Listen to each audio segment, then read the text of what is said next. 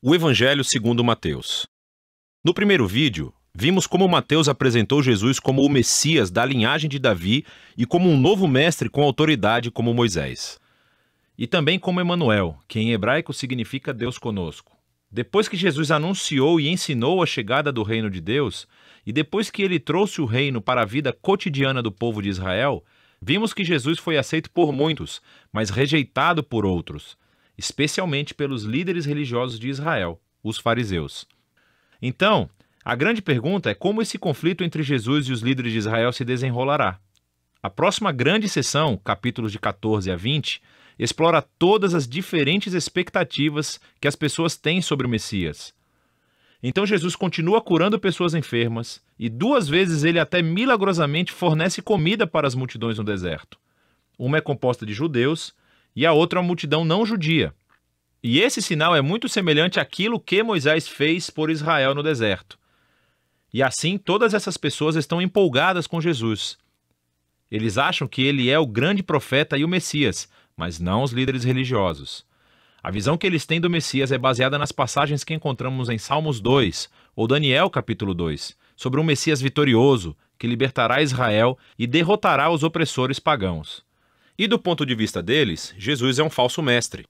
Ele está blasfemando sobre quem ele é. E então, há histórias aqui sobre eles aumentando sua oposição, tramando um plano para matá-lo.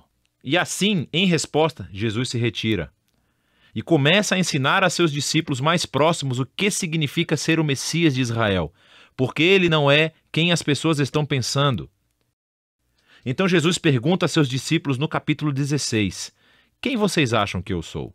E Pedro dá a resposta certa aparentemente.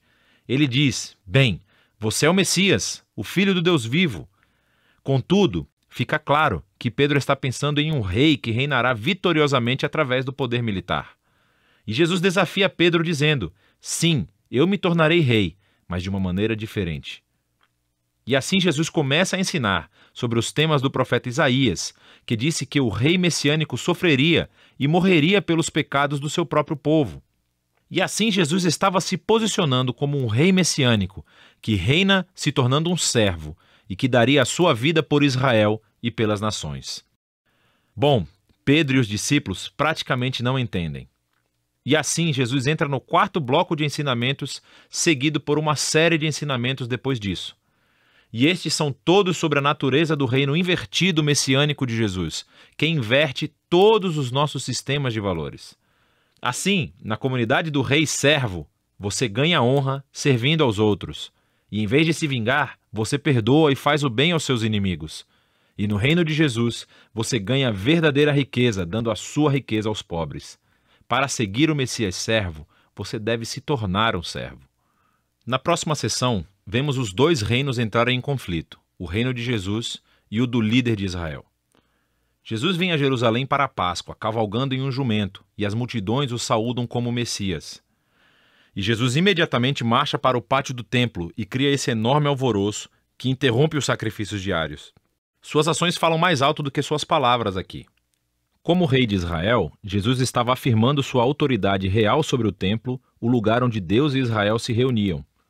E na visão de Jesus, o templo foi comprometido pela hipocrisia dos líderes de Israel. E aqui ele está desafiando a autoridade deles e, naturalmente, eles estão profundamente ofendidos. E assim, eles tentam encurralar Jesus e envergonhá-lo no debate público, mas falham. Então eles acabam decidindo que ele deve ser morto. Em resposta, Jesus entrega seu bloco final de ensinamentos. Primeiro ele oferece uma crítica impetuosa aos fariseus e sua hipocrisia.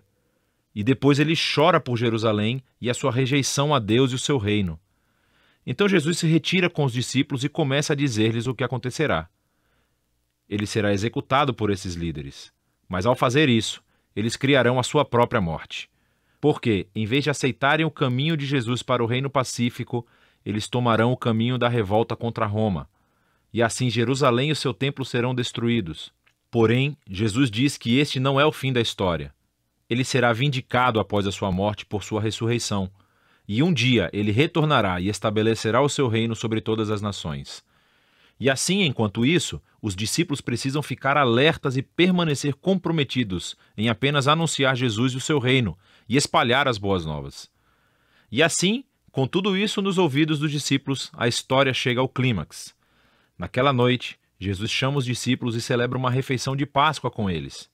A Páscoa reconta a história do resgate de Israel da escravidão através da morte do Cordeiro Pascal. E Jesus toma o pão e o vinho desta refeição como novos símbolos, mostrando que a sua morte será um sacrifício que redimiria o seu povo da escravidão, do pecado e do mal. Depois da refeição, Jesus é preso e é levado a julgamento perante o Sinédrio, um conselho de líderes judeus, e eles rejeitam a sua pretensão de ser o Messias. Eles o acusam de blasfêmia contra Deus.